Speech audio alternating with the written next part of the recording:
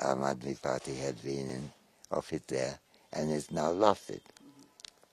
We have to ask, what are the factors behind it?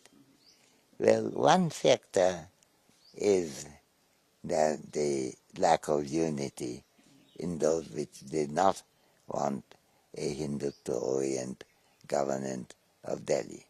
But if that's the case, then Aam Admi Party and Congress should have an alliance.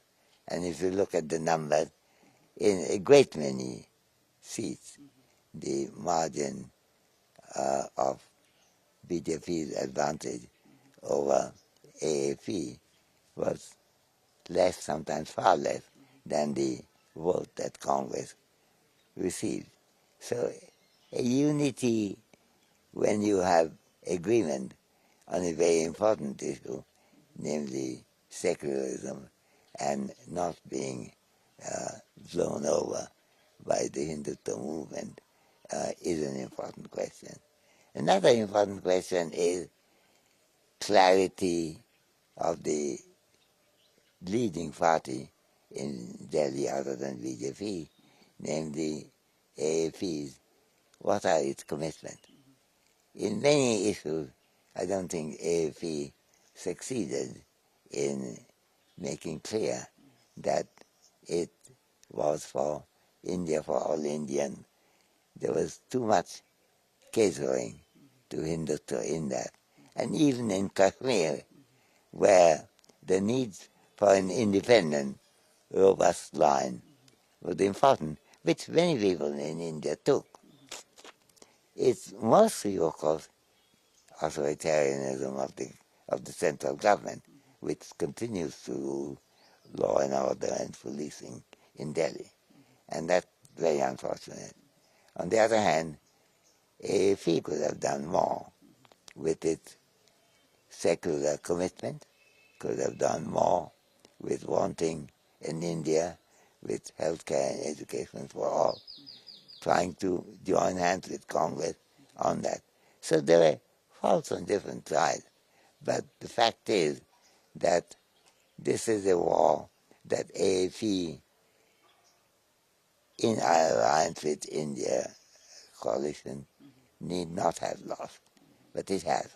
Will it have an effect? Yes, indeed. I think the big thing will be the UP thing, and the lesson to learn from that is what, to a great extent, the Samaj Party did at the time of the general election, namely try to make its commitment clear. It's against the Hindutva politics, and that did bring out the Indians who, I think majority of Indians, don't want a Hindu Rashtra, but they could go still with the BJP for want of a voice on the other side. Yeah, every election in India has impact on others, and so Delhi election, yes. The Maharashtra election, yes. The Haryana election, yes. On the other side, the election that went other ways, like Jharkhand, yes, also, and Karnataka, as well as what happened in Tamil Nadu, and what happens right now in Kerala. All these count. Would it have an effect? It possibly could. On the other hand, I believe that Bengal is the things I'm complaining about, namely AAP's complaining about AAP, stand on secularism was not clear. That's not the case in Bengal. Secularism is clear. Now, it's true that secular parties like Trinamool and CPM and Congress have gone their separate ways. Now, if there is a real agreement on secularism, on the need for education and health care for all, for social justice, there could be a coalition which no Hindutva voice can undermine in an election. So yes, we have to watch out, but think dialectically. What didn't AAP do, which it could have done, and getting into if the charge against Trinamool often is corruption. If there's truth in that, then that needs to be restrained. Very important that be restrained, because even with other good things, a party could think on that. That happened in Italy. That had happened earlier in Hungary. And so we have to be careful about that.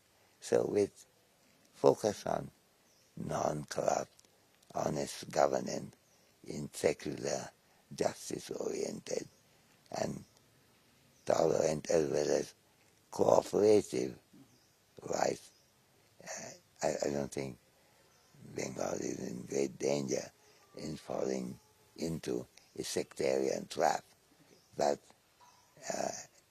for that, one has to speak up, to join hands when needed, and when there are obstacles, to discuss how to remove those obstacles.